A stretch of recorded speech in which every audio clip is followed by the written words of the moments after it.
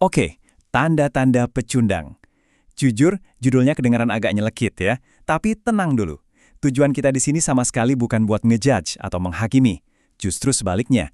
Anggap aja sesi ini kayak kita lagi ngancak bareng buat lihat kebiasaan-kebiasaan kecil yang mungkin tanpa kita sadari justru lagi nahan kita semua. Yuk kita bedah sama-sama. Nah ini nih pertanyaan intinya. Kira-kira ada nggak sih kebiasaan tersembunyi yang lagi ngeganjal potensi kita? Nah dalam beberapa menit ke depan, kita bakal coba kenali pola-pola ini. Ingat, tujuannya bukan buat nyalahin diri sendiri, tapi biar kita lebih sadar. Karena dari kesadaran itulah perubahan bisa dimulai. Oke, kita mulai dari akarnya ya, dari dalam kepala kita sendiri. Pola pikir. Kenapa dari sini? Karena pada akhirnya, apapun yang kita lakukan di dunia luar itu, ya cuma cerminan dari apa yang kita yakini di dalam. Semuanya berawal dari sana. Ciri yang pertama, kita gampang merasa puas dengan pencapaian yang sebenarnya jauh di bawah potensi kita. Ini bukan soal nggak bersyukur loh ya, tapi ini lebih kayak kita sengaja milih buat tetap di kolam renang anak-anak, padahal sebenarnya kita tuh bisa banget berenang di samudra lepas. Kita berhenti tumbuh karena udah terlanjur nyaman. Selanjutnya, punya pikiran yang tertutup. Ini tuh ibarat kita bangun tembok tinggi di sekeliling kita. Menolak ide baru, menolak perspektif lain, itu cara paling cepat buat berhenti belajar. Padahal, di dunia yang lari kencang kayak sekarang, kalau kita nggak mau beradaptasi, ya artinya kita siap-siap ketinggalan. Nah, yang ini nih, ini jebakan mental yang bahaya banget. Mentalitas korban. Saat kita terus-terusan nyalahin keadaan, nyalahin orang lain, itu sama aja kayak kita ngasihin remote control hidup kita ke mereka. Kita jadi nggak punya kuasa buat cari solusi karena kita sibuk nunjuk-nunjuk keluar. Oke, dari apa yang ada di pikiran, sekarang kita geser ke apa yang kita lakukan. Karena isi kepala kita itu pasti akan kelihatan dari cara kita memakai dua aset paling berharga yang kita punya, waktu dan energi. Pola tindakan yang pertama, hidup tanpa gairah, tanpa tujuan yang jelas. Ini persis kayak kapal di tengah laut, tapi nggak punya kompas dan kemudi. Mungkin kita kelihatan sibuk, bergerak terus, tapi sebenarnya kita cuma muter-muter di situ aja. Hari-hari jadi terasa kosong karena ya nggak ada pelabuhan yang mau kita tuju. Berikutnya, berhenti belajar hal baru. Di zaman sekarang ini, berhenti belajar itu sama aja dengan sengaja jalan mundur.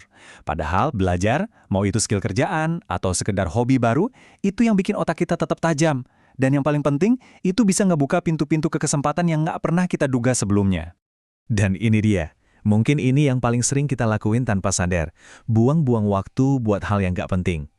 Kita semua kan dikasih jatah 24 jam yang sama setiap hari.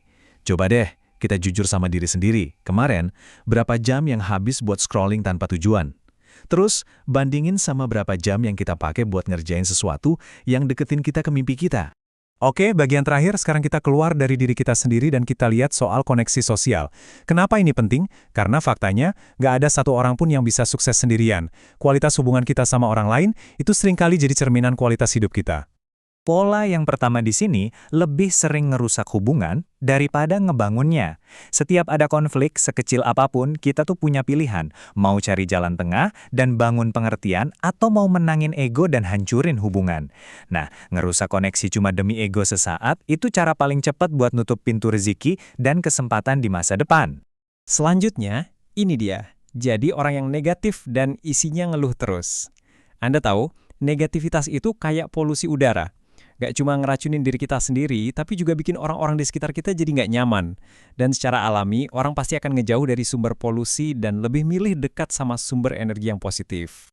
Dan yang terakhir, ngomongnya gede tapi nggak pernah ada aksi nyata. Kepercayaan, baik dari orang lain maupun ke diri sendiri, itu dibangun dari konsistensi antara omongan dan perbuatan. Kalau janji cuma tinggal janji, kita bukan cuma kehilangan kepercayaan orang lain. Yang lebih parah, kita mulai kehilangan kepercayaan sama kemampuan diri kita sendiri. Baik, kita udah lihat bareng-bareng polanya dari 3 area, pikiran, tindakan, sama koneksi sosial. Saya ulang lagi ya, tujuan kita ngebahas ini semua bukan buat bikin kita ngerasa bersalah atau down, tapi supaya kita lebih sadar aja. Titik. Jadi, coba ingat 3 area kunci ini buat bahan refleksi kita nanti. Pertama, pola pikir internal kita. Kedua, pola tindakan kita. Dan ketiga, koneksi sosial kita. Ketiga hal ini tuh nyambung semua dan benar-benar nentuin arah hidup kita ke depannya. Dan inilah pertanyaan yang paling penting dari semua ini.